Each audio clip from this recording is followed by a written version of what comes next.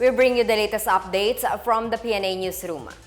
President Ferdinand R. Marcos leads the groundbreaking of the 23 billion peso Samal Island-Davao City Connector project in Davao City. It is a two-way, four-lane bridge with a total length of 3.98 kilometers connecting the Samal Circumferential Road in the island garden city of Samal to the R. Castillo Daang Maharlika Junction in Davao City. The Office of the Press Secretary said the construction of the bridge will be funded through a loan agreement entered between the Philippines and the People's Republic of China amounting to $350 million or equivalent to 18.67 billion pesos. The said loan covers 90% of the project cost. Once completed, travel time from Davao City to Samal will be shortened from around 30 minutes via ferry to just 5 minutes. It is also expected to boost trade and tourism in the area.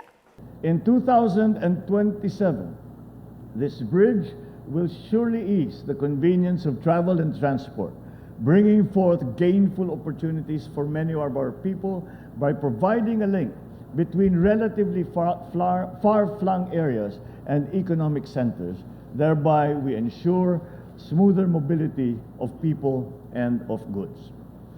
It will provide easier access to tourism spots and ensure the speedy recuperation from the setbacks brought about by the pandemic.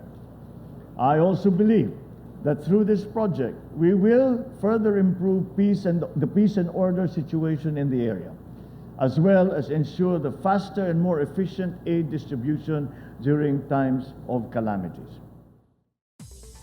Preparations are underway for the implementation of the government's housing program. The Marcos administration targets to build 1 million housing units per year for 6 years. Yesterday, President Ferdinand R. Marcos met with the Housing Secretary Jose Acozar together with the officials of the government financial institutions and top banks in the country.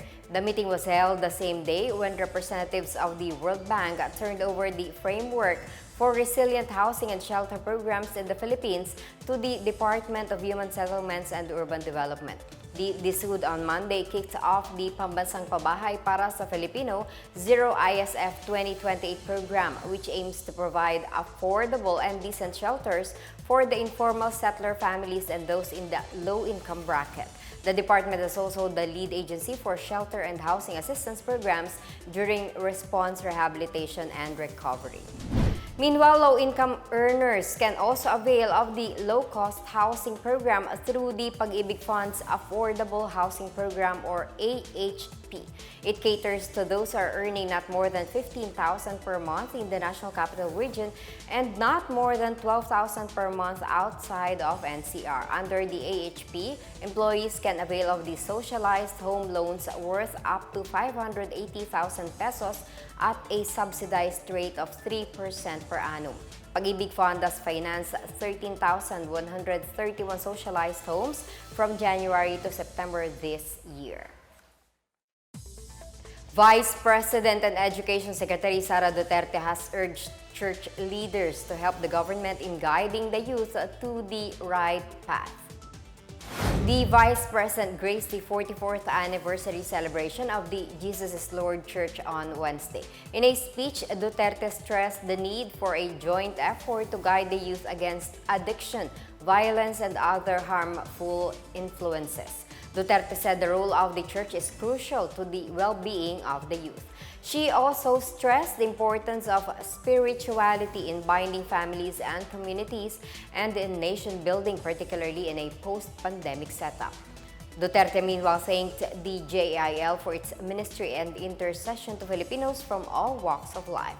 The Jesus is Lord Church was established on October 5, 1978 with a mission to bring people to God through the power of Jesus Christ.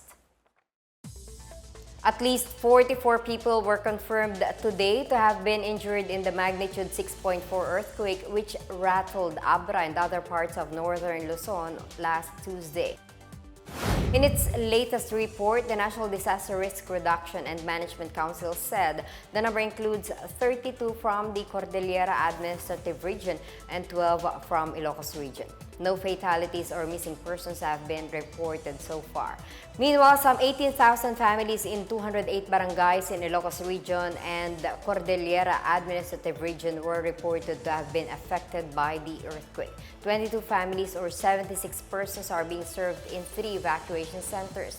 The NDRRMC also reported that over 1,800 houses were damaged in Ilocos Region, Cagayan Valley, and Dicar.